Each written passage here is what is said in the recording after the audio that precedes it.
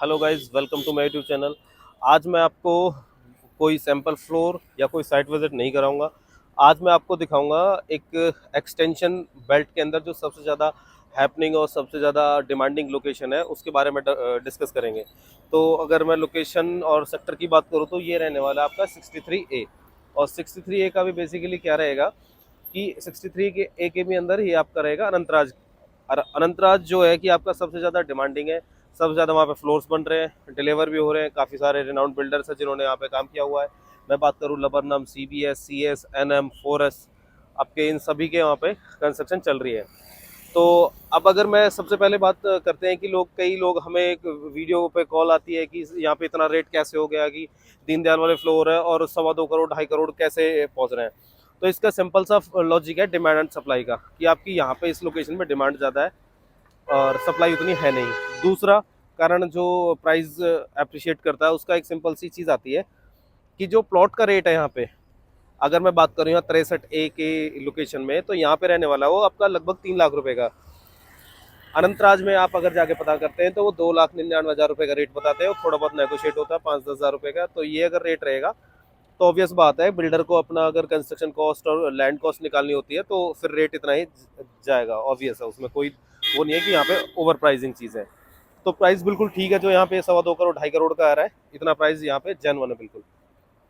फिर अगर मैं बात करूँ कि इतना प्राइस यहाँ पे प्लॉट्स का क्यों है, उसका रीज़न एक छोटा सा ये है कि विसिनिटी में जितनी भी जो डेवलपमेंट है वो अल्ट्रा लग्जरी है, सारे रिनाउंड और बड़े बिल्डर यहाँ पे है। जैसे कि मैं बात करूँ पुरी की, पुरी का एक प्रोजेक्ट है जो कि अभी मैं टी पॉइंट पे खड़ा हूँ। ये सीधी आप देखोगे कि ये ना आपके गोल्फ कोर्स रोड से ये आता है, ये वाला रोड, और यहाँ से ये टी पॉइंट बनता है, ये आपका अपर एक्सटेंशन हो जाता है। और यहाँ पे जो कॉर्नर पे जो प्रोजेक्ट है ये पुरी का अरावलीज के नाम से एक प्रोजेक्ट था, ये वो हो जाता है।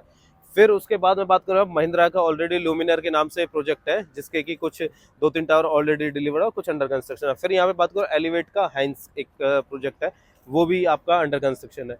दूसरा अगर मैं बात करूँ आईरियो के यहाँ पे 2-3 प्रोजेक्ट है, ग्रैंड आर्च है और कई सारे प्रोजेक्ट है। एक आपने अब से लगभग 1-1.5 साल पहले काफ़ी नाम सुना होगा स्मार्ट वर्ड ऑर्चर्ड के नाम से, तो वो भी इसी रोड पे आ जाती है आगे की तरफ, जिसका कि कमर्शियल और जो आपकी कंस्ट्रक्शन है वो दोनों रेजिडेंशियल दोनों की ऑलमोस्ट हो चुकी है, वो भी नियर टू पोजीशन है।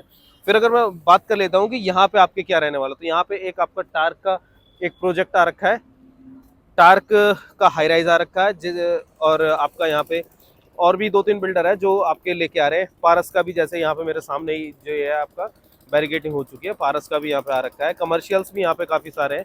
EIPL का बिजनेस क्लब की अगर मैं बात करूँ तो यहाँ से लगभग 2-2.5 किलोमीटर पे हुआ जाता है, जो कि आपका रिनाउंड है, बहुत अच्छा एक कमर्शियल हब है वो भी।